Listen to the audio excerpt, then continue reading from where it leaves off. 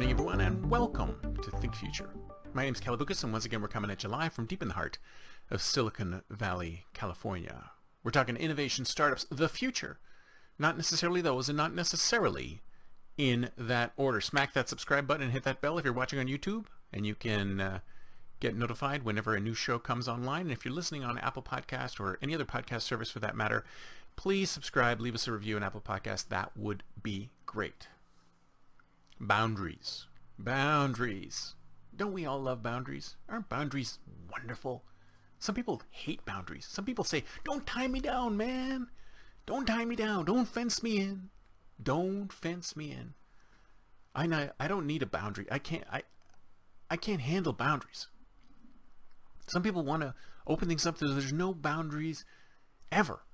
But the reality is that we live in the physical world. And in the physical world, there are physical boundaries. There are constraints. There are restrictions. There are ways, things that keep us in check.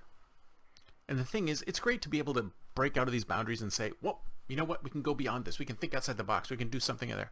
But there are other boundaries that are not to be messed with. They're boundaries that we can't change, that we have to work within. And plenty of us are in situations where we're within boundaries and we can't change those boundaries. We can't break through those boundaries because of the situations that we're in. So what are you going to do? Are you going to break the boundary? Are you going to complain about the boundary? Are you going to go somewhere else where there's fewer boundaries? Sure, all those things can happen. But you know what? You know what you should do? You know what you should really think about doing? Is using that constraint to be more creative. Because that is where creativity can be born out of constraints. If you have a constraint, you have to figure out a creative way to make these things happen within that constraint.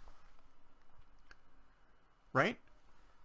If you only have a certain set of building blocks, how can you make this work within the building blocks? That is where the creativity comes from.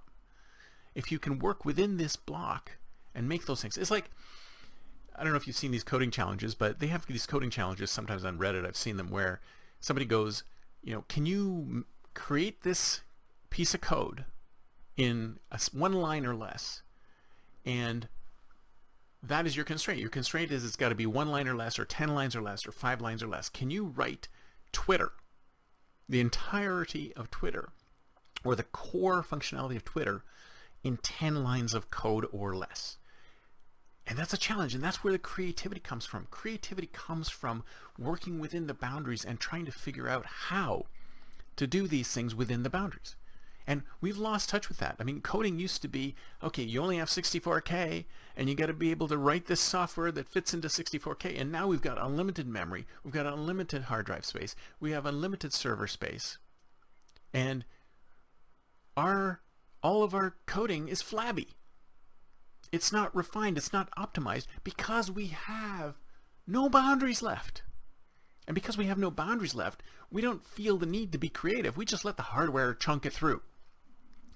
But the thing is, we need to optimize both in the real world, in coding world, and every other world. There's so many ways we can optimize. If you think about the cyclic economy, the circle economy, where how much junk do we create based on the lack of the ability of the junk that we have to be able to be broken down and turned back into the same thing that we have. And this is back to my replicator discussion of the other day, which was we have the ability to create replicated parts, replicated devices, replicated things, but then do we then have the ability to take those replicated things and when we no longer use them, throw them back in as fodder for newly replicated things?